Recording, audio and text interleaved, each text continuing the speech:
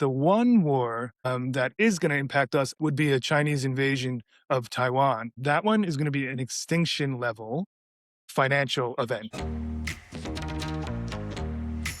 Hello, everybody, and welcome back to another episode of the Advisor Upside Show. My name is John. I'm joined by Sean, my editor colleague and my friend here at the Daily Upside. Just off the top, want to recommend that folks subscribe on whatever platform that they prefer to get their podcasts on. We're also coming to you on YouTube. There's a video version of the podcast if you'd like to kind of tune in and see us each week and our guests. This week's another episode with just Sean and I talking about some news topics, some things that really caught our eyes and our attention. Please, if you want to reach out and give us feedback or get involved with the podcast, you can contact us directly at podcast@thedailyupside.com. We welcome your feedback. We welcome your ideas for content. And we'd also welcome, those of you who are newsmakers who want to join us on the podcast. We've had some great guests already, and we plan to bring on a lot of other industry experts in the weeks and months ahead. So, Sean, how are you doing today, first of all? And are you excited about the World Cup kicking off? Yeah, I'm excited about the World Cup. It's amazing. We have obviously the U.S. in here, right in our neck of the woods at MetLife. So it's going to be amazing. We'll see how the trains hold up and with all the influx of tourists, but there's a lot of energy. I'm excited to go to a game too myself. I'm a huge soccer or football fan, depending on where you're listening to us. So I'm very excited. It's bringing a great energy here in the Northeast and across the country. So anyway, let's get to business. Sean, I know this week you traveled to the Wealth Management Edge conference down in Boca. I think you presented too, Sean. So I want to ask you about a particular panel that you attended, but what did you present on? Artificial intelligence in alternative investments. So both AIs. We had the alts and the artificial intelligence. We had a great panel. We had three really, really smart folks up there. One of them was Matthew Tuttle, who is from Tuttle Capital Management, ETF issuer. So he had a lot to say about how he's using AI in his workflow to build out some of these new products and new strategies in their ETFs. He actually is doing some 2x leveraged SpaceX funds that are out. So I think the high level takeaway is both AIs are a little new to advisors and a little kind of scary. It's like, I don't know, it's going to take my job. I don't know. What are these alts, these fees, these no liquidity, there's less visibility. So, but both of those things are evolving in the advisory channel, and they really need to be paid attention to as they move forward. I mean, especially AI, obviously, but even alts, the access has opened up. And as I made a point, I don't think clients need to be 100% illiquid 100% of their assets 100% of the time. So I do think there is some place for these private investments. And, again, it's always education where it starts and adoption. And we talked about some of the compliance issues that go along with it.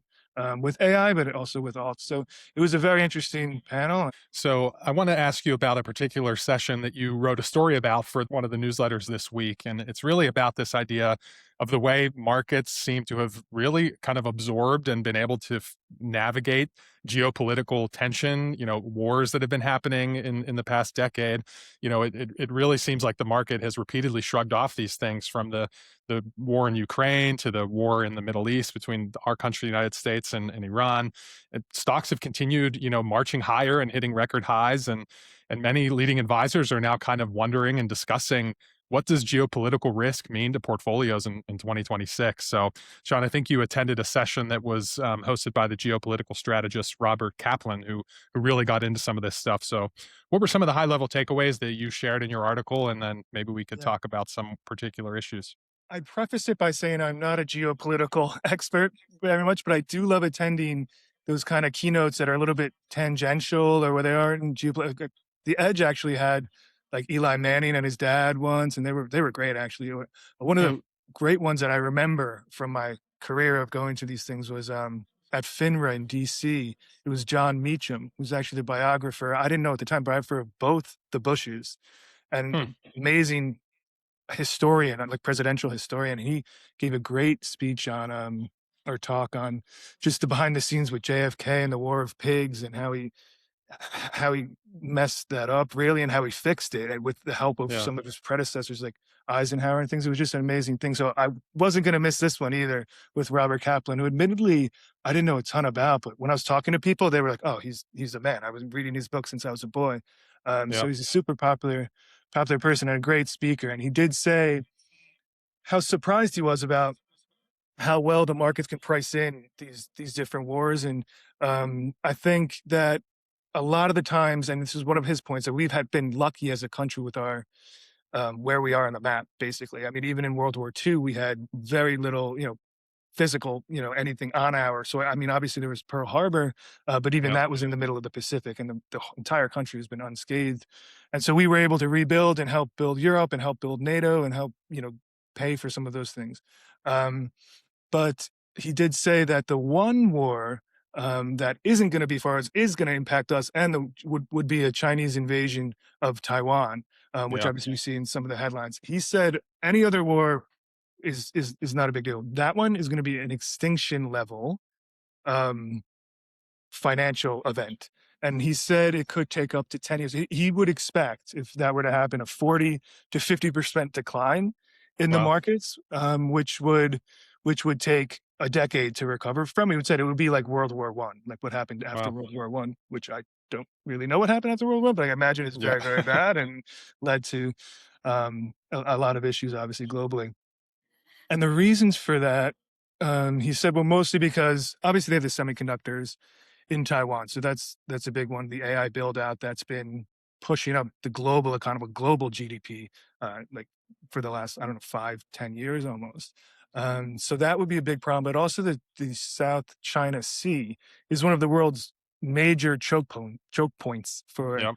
for travel, which I didn't know that. He'd said oil coming out of the Middle East, 50% of oil coming out of the Middle East goes through the South China Sea. So if there's a engagement there and that gets closed, it's going to be even worse than the closure that we're seeing here in Hormuz. So Yeah. those are two interesting takeaways for sure. And I think that what his point was, it's not really about predicting wars, but just because those are harder to predict in the markets. What's going to happen? I mean, you might there's no way you can kind of bank on those things, but understanding which Indeed. ones are the most important and could be the most impactful is one way to think about it. It's really interesting. I mean, it's a very, very deeply concerning prospect, to think about a 40 to 50% pullback in the market. I'm a retirement reporter, as you well know, Sean. I think about that as like the ultimate sequence of returns risk. I mean, if you can do everything right and spend a whole career saving and investing in a 401k plan, and if you happen to be unlucky to sort of reach your retirement at a point when the market does something like that, it's really could be very, very painful and completely derail your strategy. So obviously, it's something we really hope and pray never comes to be. But we do have to go into these things with our eyes wide open and yeah, thinking about what we've seen in terms of the Iran war and how disruptive it's been to supply chains and oil, and that's a very important but relatively small part of the world.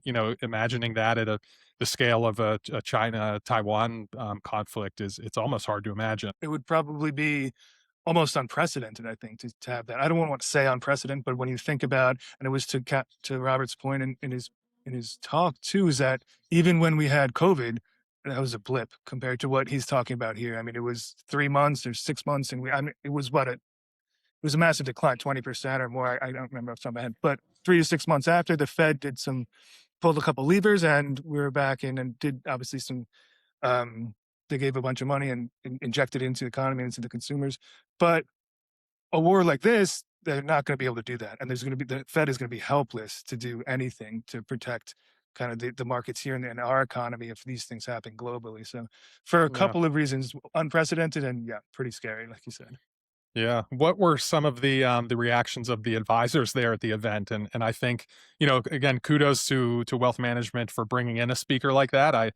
To your point earlier, you've seen some amazing speakers. Some of my favorite conference experiences I've ever had were these the keynotes where it's somebody who's just kind of an off the wall speaker who's they're not the star portfolio managers, they're not the CEO of the biggest RIA that's acquiring, every other firm out there. They're people from other walks of life that really help us within the financial services industry have a broader perspective, keep things in sort of in their global context.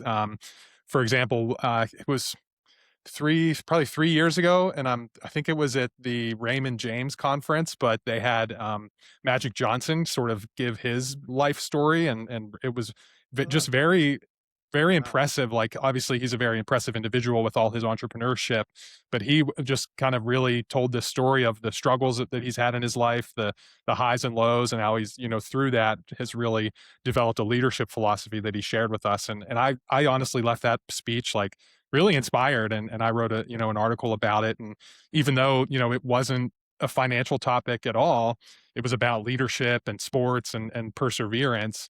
That article ended up being one of the most clicked on things that I had done. So at that point, and obviously the name recognition of a Magic Johnson is important. But anyway, long-winded way to say, Yeah. what were the advisors in the room thinking? I mean, I'm sure they valued getting that perspective. And I don't know, do they feel kind of that they're being complacent in terms of portfolios? Are they going to really go defensive? What did you hear? I don't think for this reason they would. There'd probably be some other larger like geopolitical forecasts that we're looking where the 15-20% in the markets might turn into more like 5 as the GDP comes down. There's a lot of debt, like just globally, that's sloshing around as some people concerned. In terms of the war, though, he's just amazed by how resilient the markets have been globally. Everyone talks about advisors that you have to focus on these geopolitical wars. He hasn't seen it. He hasn't seen the need for them for advisors to do that at all, frankly. And I think he suggested otherwise. And if you do think about what advisors, they're always in for the long haul. I think your point to someone in retirement, there's not a lot you can do there. That is just a very unlucky circumstance. But when you do have some time horizons that are significant, I mean, I think the decade that he threw out there would probably be a very, very worst case scenario in any Yeah. situation. That would be like a complete black swan event. But it could be spurned by by an invasion in China, which is very much in the cards. So yeah, I mean, nothing to lose sleep about, I would say, and nothing to move portfolios around. But yeah, maybe if you do have some folks very close to retirement, something that maybe a conversation, maybe if maybe get a little bit more defensive in those areas. But I don't think anyone would suggest that at this point. I think it was our prior episode or maybe 2 episodes ago where we talked about the importance of going to industry conferences, even though it can be disruptive to your weekly schedule. But, as this conversation kind of proved, you're very likely going to kind of learn a lot, and you're probably going to be surprised by some of the stuff you hear at the event. So I think we could probably conclude this segment by just encouraging people to kind of step out of the office when you can, and send your young talent to these events. It can really spark creative thinking, or change the way they view important topics. So And then also, you can get out of the office, so why not? Everyone likes to stretch the legs. this episode is brought to you by the Retirement Upside. Let's face it, there's nothing simple about retirement planning. When should your clients claim Social Security? How much can they safely withdraw each month from their 401k? What about the right mix of stocks and bonds for a 30-year retirement? Don't even get me started on optimal Roth conversions and inherited IRAs. I could go for hours. We launched the Retirement Upside to bring you the answers to all of these questions and more. We come to you in your inbox every Friday morning with the latest news and expert views affecting your clients as they prepare for and navigate life after work. Subscribe today at thedailyupside.com. All right, everyone. So time for our next segment. And on this one, we're going to be talking to John. He recently attended a presentation given by Alex Davis. She's author, well-known CPA and CFP, who actually founded AGA Tax and Consulting Services. She gave a great presentation, which John was lucky enough to sit in on what can derail even the best retirement plans. And specifically, she has identified 3 really common patterns that come up among people who have been very successful in their careers, but as preparing for retirement, at least on paper, they've been very successful preparing for retirement.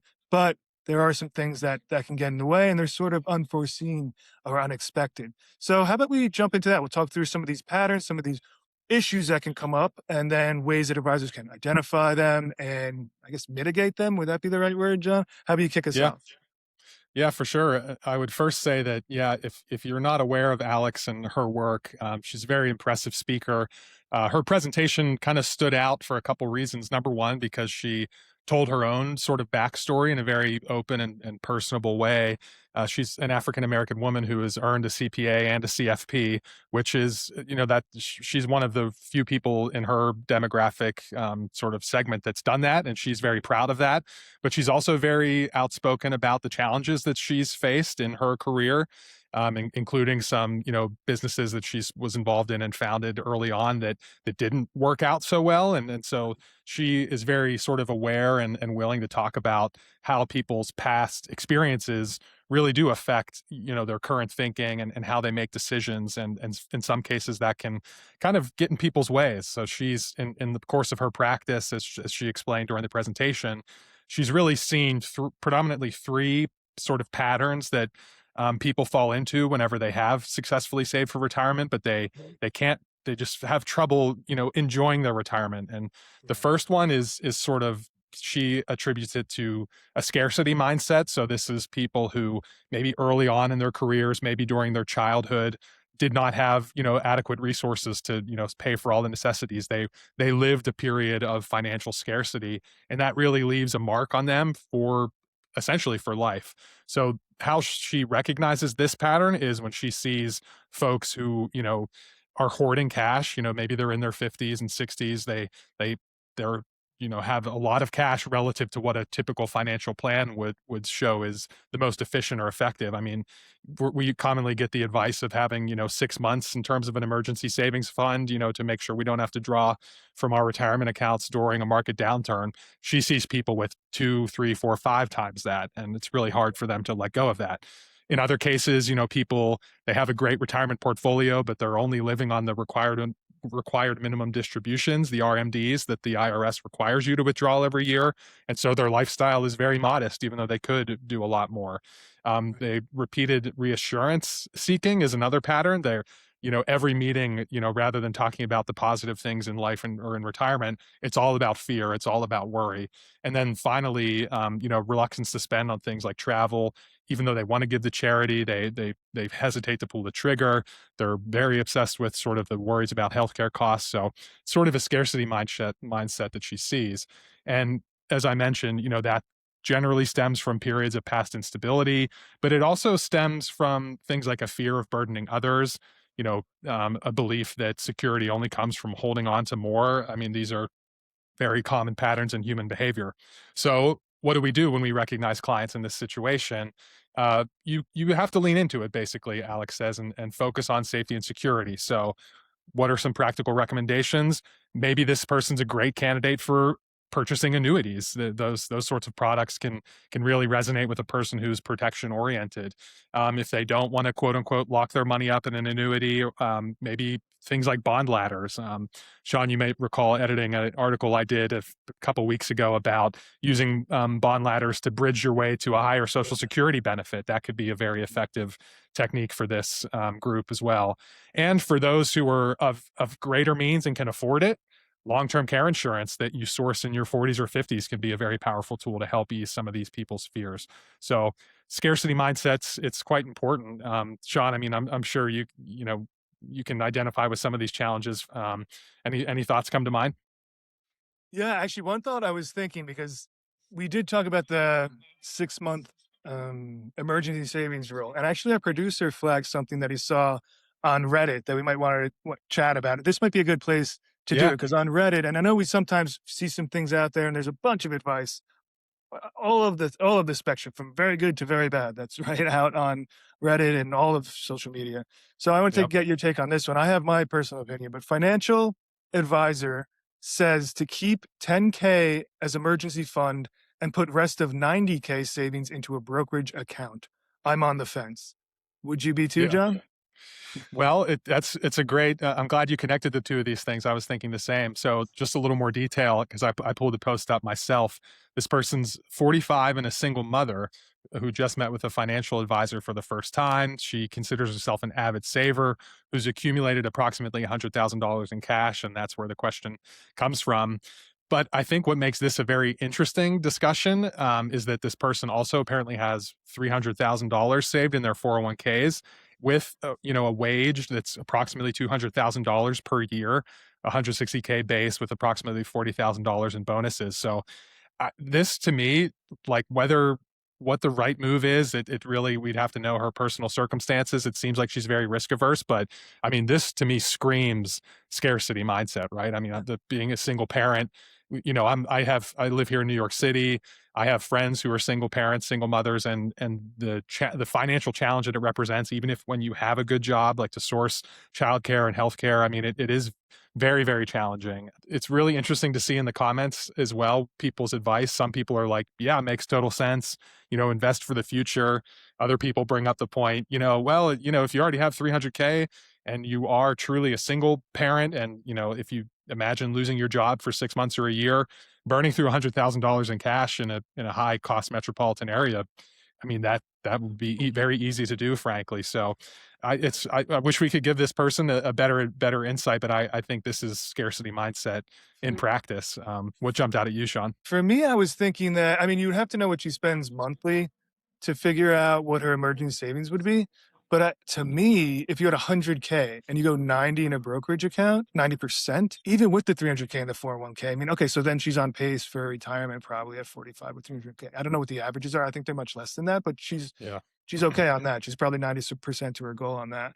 On the 10K emergencies, I don't, unless she's only spending 2K a month, which I doubt. I Yeah, with it the doesn't seem like single quite enough. child, I mean, with rent or mortgage and expenses, I mean, I think her probably 6-month emergency fund should probably be more like 50K. I don't know.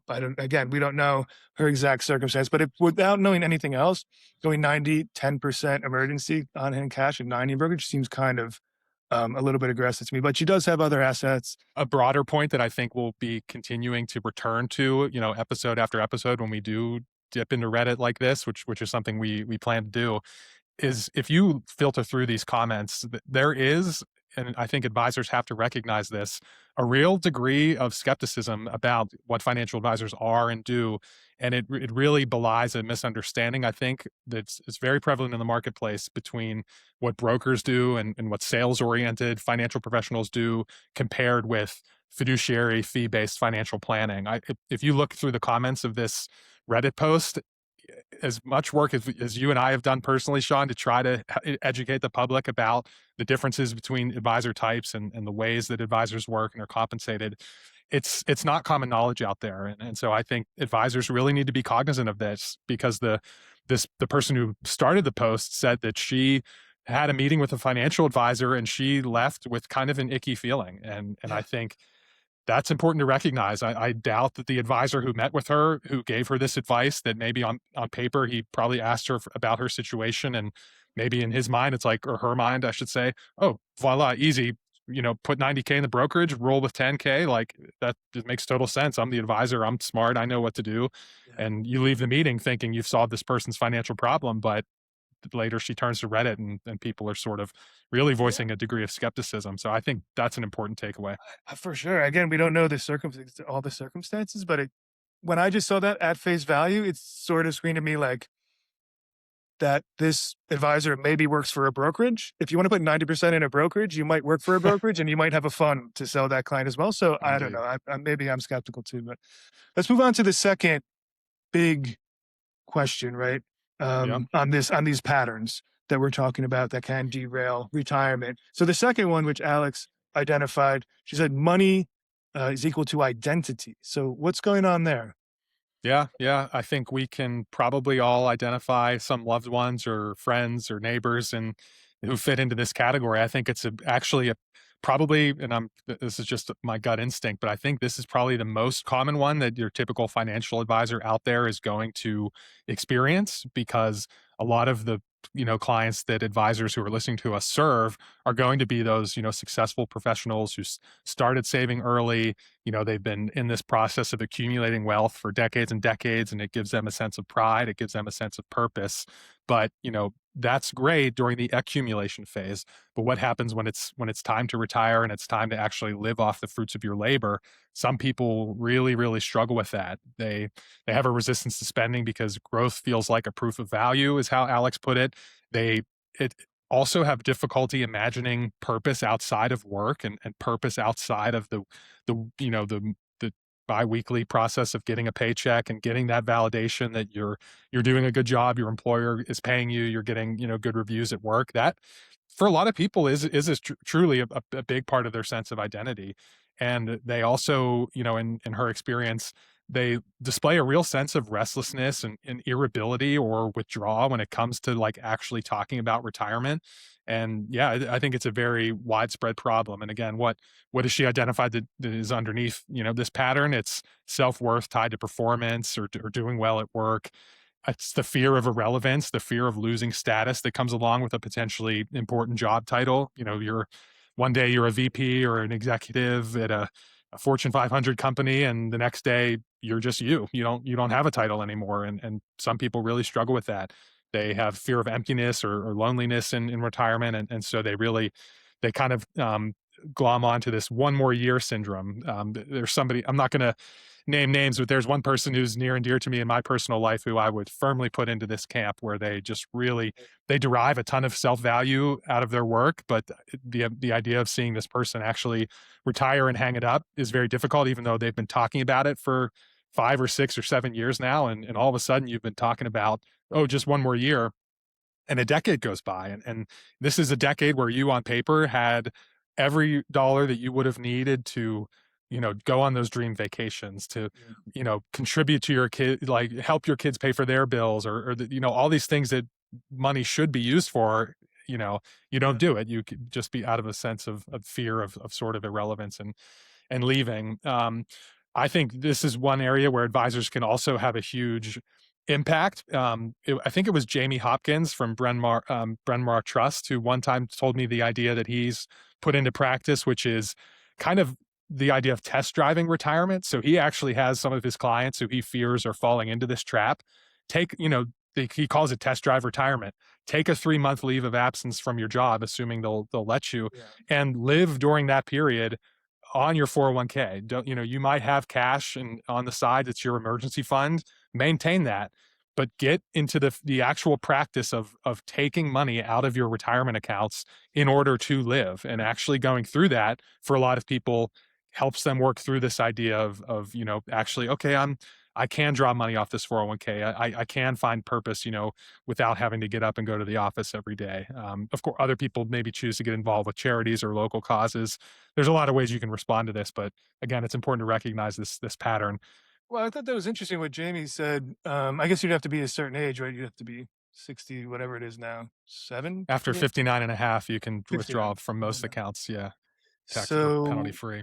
yeah, I think that's a super interesting point. And again, you'd have to also be able to take 3 months or 2 months, but even if you do 2 weeks or 3 weeks and kind of see what that feels like, don't go on a vacation or something and just kind of be with yourself and imagine what it might Right. be like or what you might spend your time with. I think this all comes down again, and I think we said it before, but just the money is probably one of the most, like, emotional things that we all have to do. It's either that and death, frankly, Yep. probably, and both of these things wrap into retirement and moving on to a next phase of life, just like, when you hit, your midlife crisis kinda thing, this is maybe kind of feels like another turn, and it's scary for a lot of people, and there's no one, the like you said, the emptiness, the lack of purpose, all these things kinda wrap into one, so it makes a lot of sense to me, honestly, and I think it's great, the work that Alex is doing to kinda identify these things, so at least they're on advisors' radars, and they can kind of work through them with clients, because to all of these things and the emotional aspects, these like grief, for example, is another one. Like there's steps and there's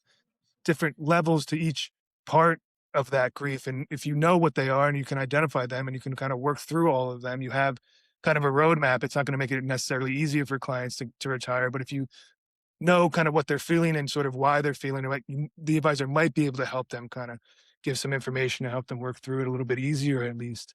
Um, Yep. so yeah, I mean, I love it. And I think there's one more, and that one is avoidance, Alex. Identify the last one as avoidance. So Yep. maybe we can dive into that a bit. Yeah, yeah, for sure. So this is kind of just the classical pattern of denial that crops up in many other areas of our lives, but as it pertains to retirement, how she's identified it in her practice is, there are people who miss follow-ups. They kind of maybe cancel a string of meetings where they know retirement's on the agenda. Maybe you give them important paperwork, you don't get it back, in a timely fashion. You send, electronic statements and you see that they haven't been opened, these sorts of things.